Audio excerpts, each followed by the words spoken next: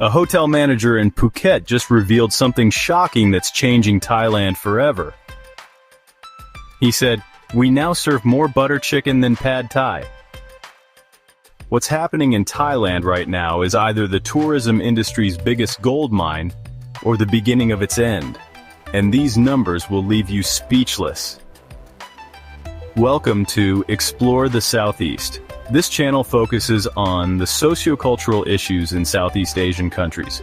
In addition, we bring to you the best destinations for travel and leisure in the Southeast. So if this is what you're looking for, click on the subscribe button and join us on this journey of exploration. Imagine walking through Bangkok's famous weekend market, expecting to hear the melodic tones of Thai conversation mixed with English from backpackers. Instead, you're surrounded by Hindi, Tamil, and Punjabi echoing through every stall. This isn't some isolated incident. This is Thailand's new reality. The numbers are staggering. In 2024, Thailand welcomed 2.1 million Indian tourists, catapulting India to become the third largest source market, trailing only China and Malaysia. That's a massive 30% surge from 2023, completely shattering pre-pandemic records. But here's where it gets mind-blowing.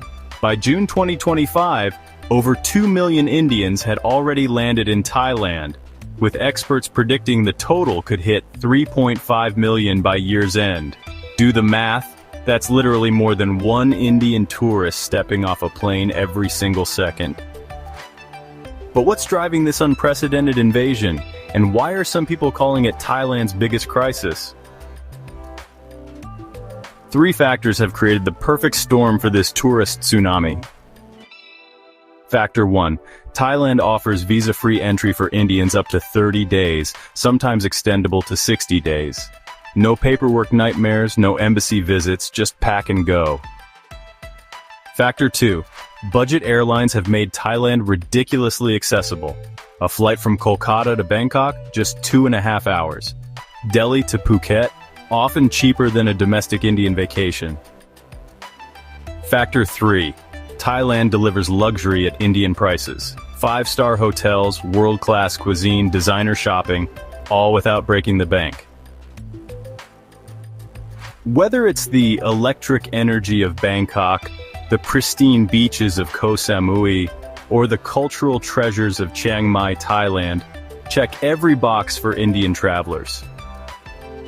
But there's one phenomenon that's taking this to an entirely different level. Picture this scenario. You've booked a peaceful beach resort in Hua Hin for a quiet getaway. You arrive to find the entire property has been transformed into what looks like a Bollywood movie set. Welcome to the Indian destination wedding phenomenon. We're talking about 300 to 500 guest celebrations that completely take over beach resorts for 3 to 4 days straight. These aren't just parties, they're economic powerhouses. A single Indian wedding in Thailand can generate between $50,000 to $200,000 in revenue. Think helicopter entrances, fireworks displays over the ocean, traditional ceremonies on the sand, and dance floors that pulse until sunrise. The wedding tourism industry now employs over 15,000 Thai workers. Hotels, caterers, decorators, photographers, entire businesses have pivoted to serve this market. But this tourism gold rush has created an unexpected side effect that nobody saw coming. Let's talk about what's happening on the ground, away from the glossy tourism brochures. Imagine Sarah, a British nurse who saved for 2 years for her dream Thailand vacation. She arrives at Patong Beach expecting that Instagram-perfect, zen-like Thai experience.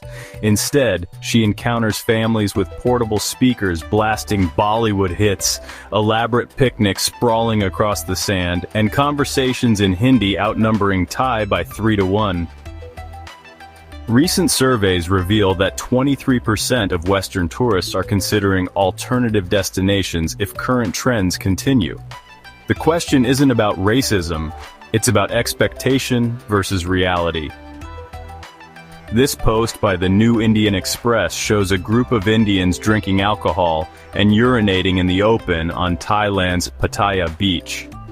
Cultural friction points are emerging everywhere. Thailand's calm, respectful Buddhist culture, think Mai Pen Rai, sometimes clashes with louder, more expressive tourist behaviors, but the real story is what's happening behind closed doors in Thailand's nightlife scene. This is the part of the story nobody discusses publicly, but industry insiders are whispering about it. Multiple Bangkok and Phuket nightclub owners have quietly implemented new entry policies. The concern? Large all-male groups, many of whom happen to be Indian tourists, create uncomfortable atmospheres for female patrons. Hotel managers report increasing complaints about line cutting, loud arguments in lobbies, and failure to follow basic customs like removing shoes in temple areas. Here's the crucial point. The vast majority of Indian tourists are respectful, curious travelers genuinely excited to experience Thai culture. But in the social media age, a few incidents in high-traffic areas can create lasting stereotypes affecting thousands of innocent visitors. Despite these challenges, the economic impact tells a completely different story. The numbers are staggering. Indian tourists pumped over $2.8 billion into Thailand's economy in 2024 alone. Tuk-tuk drivers report 40% income increases. Street food vendors are learning Hindi phrases. Markets now stock saris, Indian spices, and Bollywood merchandise alongside traditional Thai goods. Restaurants have revolutionized their menus. Thai-Indian fusion dishes like tom yum with masala spices are becoming bestsellers, not just with Indian tourists, but with locals too. Airlines have launched direct flights from previously unconnected Indian cities like Visakhapatnam and Kochi, keeping airfares competitive and accessibility high. With Chinese arrivals still below pre-COVID levels, Russian visitors limited by geopolitics, and Western tourists more budget-conscious than ever, Indian tourism is arguably keeping Thailand's entire tourism industry afloat. But industry experts are asking a critical question: is Thailand about to kill the golden goose? Warning signs are already appearing across Thailand's tourism landscape. Long-term expats and repeat visitors are developing avoidance strategies, deliberately steering clear of certain beaches and towns during peak Indian travel periods. Travel agents report an uncomfortable new trend: clients specifically requesting destinations with fewer Indian tourists. It's awkward, but it's happening. The Tourism Authority of Thailand is scrambling to respond. Their strategy? Redirect tourist flows to lesser-known destinations. Places like Sukhothai's ancient ruins, Kanchanaburi's historical bridge, and untouched beaches in Trat province are being promoted heavily. New initiatives include mandatory cultural orientation videos for tour groups, eco-friendly tourism campaigns, and multilingual behavior guidelines. But here's the nightmare scenario keeping Thai tourism officials awake at night. Thailand faces two potential futures, and both are terrifying. Scenario 1. Complete adaptation. Hindi signs dominate Bangkok. Indian cuisine overwhelms local restaurants. Thai culture becomes a theme park attraction rather than a living reality. Western, Chinese, and other Asian tourists flee to Vietnam, Bali, and the Philippines. Scenario 2. Pushback goes too far. Indian tourists feel unwelcome. Social media backlash explodes. Thailand loses billions in revenue during an already challenging global economic period. As one tourism expert put it, Thailand's superpower has always been being everything to everyone. Party destination, spiritual retreat, family paradise, honeymoon haven. Lose that balance and Thailand loses its magic. So what's the solution? The answer might surprise you. After analyzing dozens of case studies and expert opinions, here's Thailand's potential salvation: the three-pillar strategy. Pillar 1. Smart distribution. AI-powered tourism flow management that directs visitors to underutilized destinations. Incentive programs for exploring off-the-beaten-path locations. Package deals combining Instagram-famous spots with hidden gems. Pillar 2. Cultural bridge building. Mandatory cultural orientation for all tour groups. Thai-Indian cultural exchange programs, local ambassador initiatives pairing international tourists with Thai families. Pillar 3. Experience diversification. Zone-based tourism, where certain areas remain traditionally Thai, while others become multicultural hubs. Seasonal rotation of cultural themes.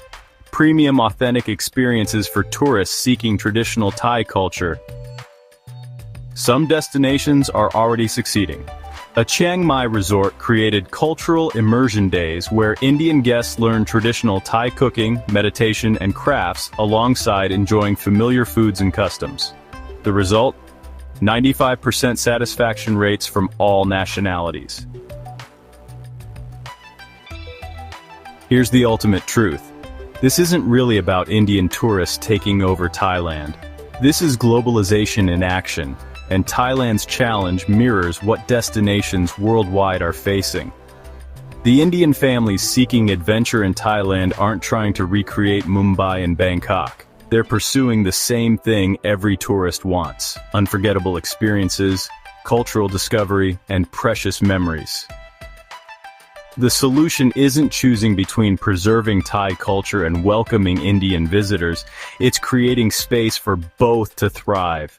Because Thailand's greatest asset isn't its beaches, temples, or cuisine, it's the Thai people's extraordinary ability to make everyone feel welcome while remaining authentically themselves. What's your take on Thailand's tourism revolution? Have you witnessed this cultural shift firsthand? Share your experiences in the comments below. If this investigation opened your eyes, hit that subscribe button and notification bell. Thanks for watching, and see you in the next video.